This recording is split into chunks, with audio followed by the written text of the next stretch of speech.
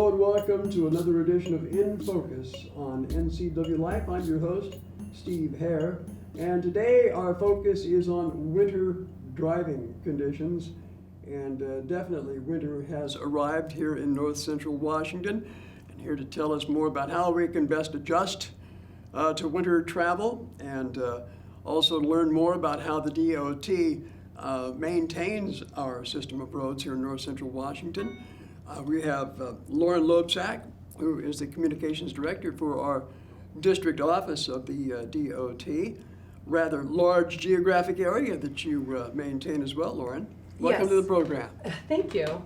Tell us more about, well, first of all, Lauren, you're new in this new position. You took over from Jeff Adamson, as I understand. So tell us a little bit about yourself, first of all.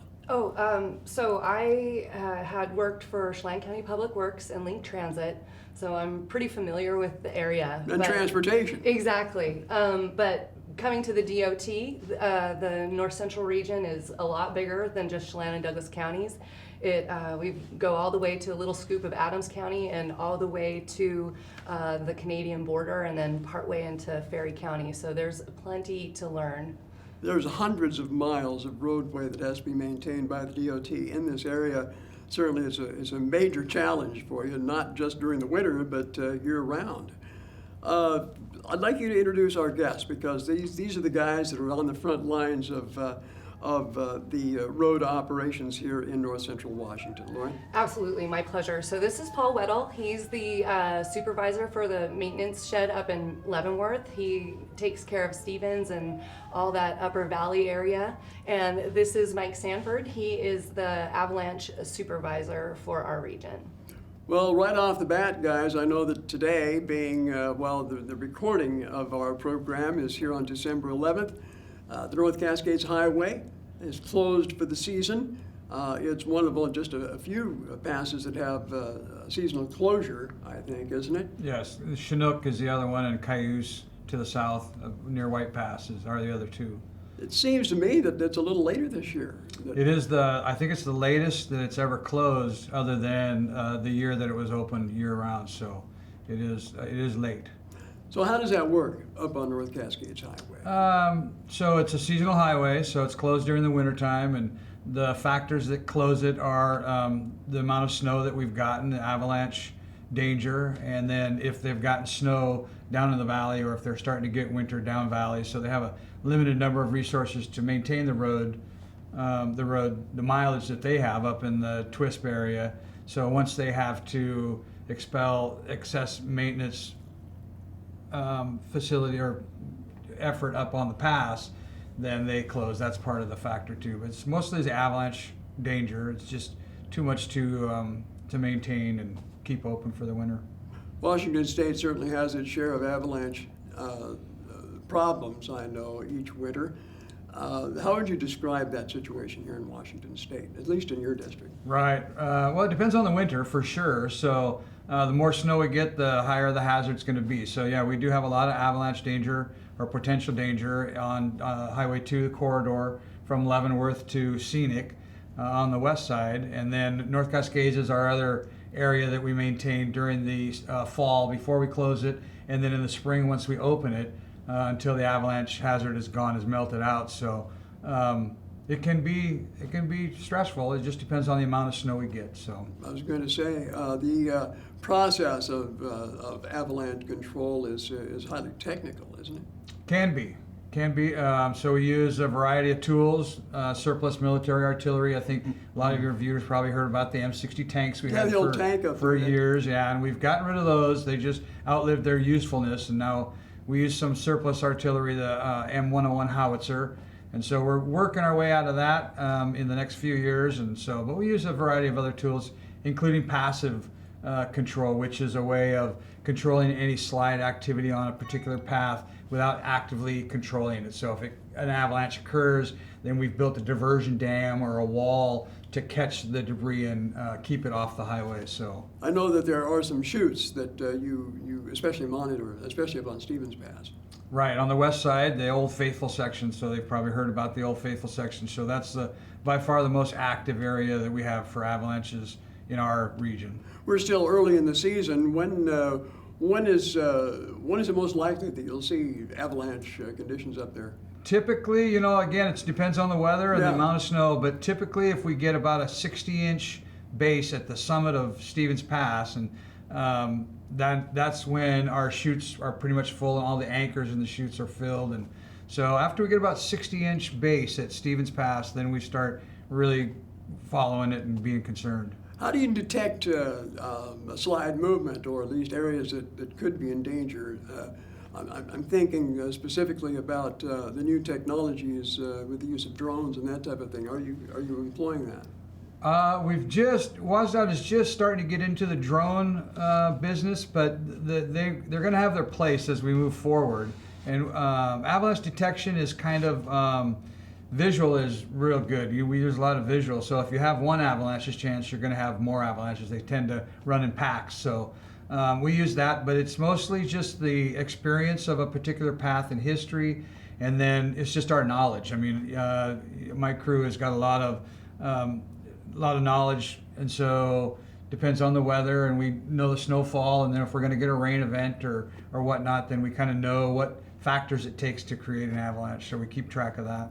We want to get back to avalanche control, especially the public notification part of that, a little bit later in our program. First of all, I want to talk to Paul a little bit about road maintenance and snowplow activity, because I'm sure your crews have been out probably early today doing some of that work, haven't they? Yes, we have crews on 24/7, so we're ready for any time the snow starts. We have crews out there already taking care of it, and they were busy last night. Yeah. How do you coordinate that activity around the district? So each district has their crews that work 24/7. We have crews on 7 days a week, and we just have enough people to take care of the road on a normal event, and then we call in people as we need more. Okay, and the experience level of the guys you have working for you? Got guys that have been doing it for 30 years, and we have guys it's their first year. Yeah. It's a mix every year, so there's always a matter of the experienced guys training the new people. Well, like in most things, I think I can put my trust in the snowplow drivers to do what they're doing. I have a little less trust in the motoring public, and I'm sure that there are some etiquette points that you'd like to get out to the traveling public on how best to negotiate these passes around, or even on our lower elevation roads when snowplows are working. Yeah, so the guys really work hard to take care of the highway. They spend a lot of time and effort training and learning the roads so that they know what to do when the event happens. And I know the frustration a lot of people have is, you're out in the 4-lane heading for Kashmir and the plows are going 15 miles an hour. Well, sometimes that's the safest speed for those trucks, and I know it's frustrating to be stuck behind them, but they're out there trying to make the road as safe as they can for everyone. Well, it's a very dangerous job, I think, being a snowplow operator, isn't it? There's a lot of hazards. There's a lot going on the trucks, especially now that we have the wing plows, which is people try to pass on the right and don't realize that wing is out there because of the snow, the dust, the blowing around behind the trucks. So it never pass on the right, please. It's not a good idea. Have you ever been in a situation? Could you share any stories, any scare stories that you've been involved in? So we've all had our near misses. You see the car coming behind you, and I've had several of them where they went to pass, and then the snow coming off of the plow hit their windshield, and now they can't see, and now they're driving all over the road and have to stop, and so then I have to stop because now they're in front of me. So yeah, I've had several of those. Yeah. Again, to start out the season, I know that your guys are out there applying the de-icer chemical on the roadways. You can see those ribbons along the roadway that mark those areas where you've been applying that chemical. What do you use as a de-icer substance right now? So in the Wenatchee area, we're pretty much a salt program. Very little sand. We use a little bit of the calcium chloride, the liquid, and most of that we use it as a pre-wet to activate the salt as it comes out of the back of the trucks. I know that there has been some public concerns expressed about the use of the chemical and its corrosive impacts on the car. Can you address that? Not a whole lot. I can say that the salt does make the road safer, and I think there's a trade-off with that. But as far as the DOT's policies and that, I mean, it's pretty well documented in our websites and that for the corrosive nature of it. But I guess the best advice for the motoring public, though, is to make sure that your car is clean, I guess, during the winter, and to pay special attention to the undercarriage.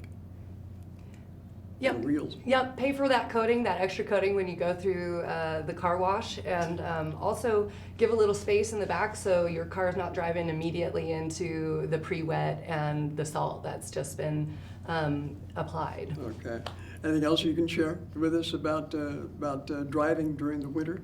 For me, I know it's this time of the year when I'm constantly looking in my rearview mirror because people are, always following too close, it seems like.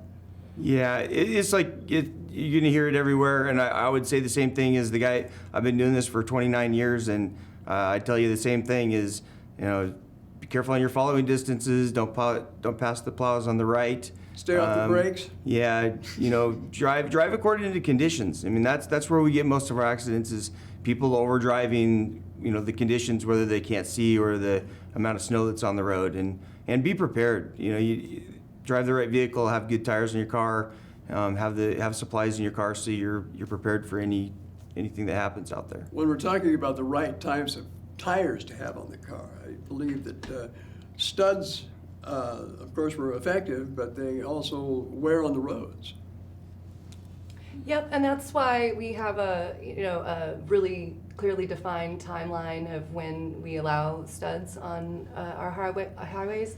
We understand that they are a safety feature that a lot of people feel more comfortable using, and that's the goal is for people to travel safely, and that's why it's really November 1 to March 30th, and that's the timeline. We had an earlier winter event this year that dropped some snow, I think in late September, and people were immediately calling, oh, are we gonna advance the studs date? And that's probably not likely in any case. Okay, I guess there special exceptions can be made, though, for extreme weather conditions. Yes. Yeah. One of the things I wanted to address with you, Lauren, has to do with public notification, especially during the avalanche times of the year. I really have to credit the DOT for its use of social media and its apps for your smartphones that keep people advised. Yeah, we are available on most of the social media platforms and try to have an active presence there. We also have that app, which is essentially all the information that you would get on social media or from the Gov Delivery listserv or that you would see on the website is going to be available on that app. And so we always encourage people to download that if you have a smartphone.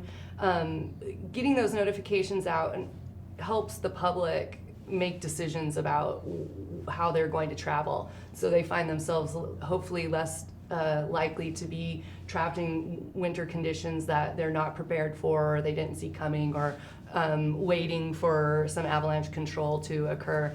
We start in November a 24/7 coverage in our traffic management center as well. So those folks in there work with our teams that are on to make sure that that information is getting out even at night when I'm asleep and enjoying my sleep and everybody else is working hard.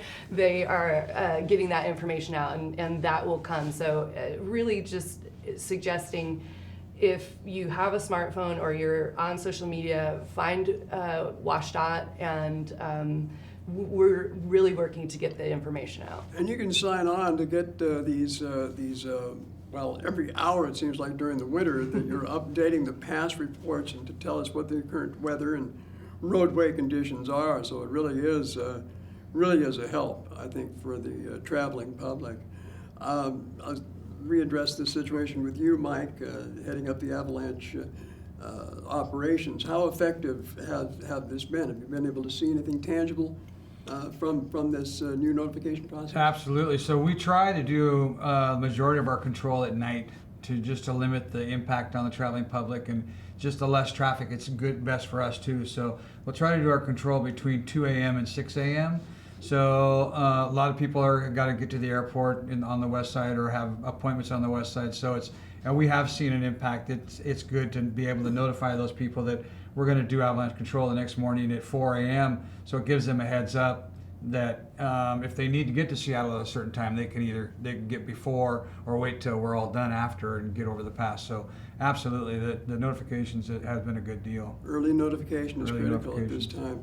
Well, with the few minutes of time we have left over, is there anything else you'd like to share with us, Lauren, regarding winter operations and things the public should do? Yeah, just again, I'll go back to the being prepared and to drive for conditions.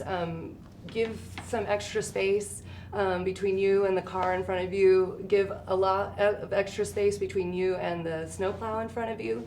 A statistic that I was reading when I was boning up on winter conditions here for WashDOT was that between 2012 and 2017, half of the closures of Snoqualmie were not for avalanche control, but rather clearing accidents that occurred. And as Mike said and Paul, the conditions that people find themselves in, you got to drive for them, and I really want to get that word out so that you can get to the place safely, and that you're not that guy that's closing down Snoqualmie or Stevens Pass as we clear out the collision. And being prepared includes warm winter clothing. Sometimes we're in the TMC in that traffic management center, and you see someone getting out of their car to do something because it's snowing, and they're in shorts and flip-flops. You just go prepared. It's just, oh no. That's right. Yeah. Prepare yourself and pack a blanket and anything else you might need in case you get stuck. Absolutely, and make sure that your gas tank is full. If you're getting behind traffic or you do have to pause for a little while, make sure that your windshield wiper fluid tank is full. And if you are going to try to travel when conditions may require chains, make sure you know how to apply them to your vehicle. Okay, great, good advice. Yeah. One final question. This will go to you, Paul. How do you snowplow a roundabout? Those are definitely a challenge. The Wenatchee crew has specific trucks that they use for that have a shorter wheelbase, so you can make that total turn. And it takes several rounds and several trucks to get the roundabout and then all of the exits and entrances done. Best advice, folks, just pack some patience this winter and you'll make it through okay. That does it for this edition of In Focus. I want to thank Lauren, Paul, and Mike for joining us here from the DOT. Thanks, Steve.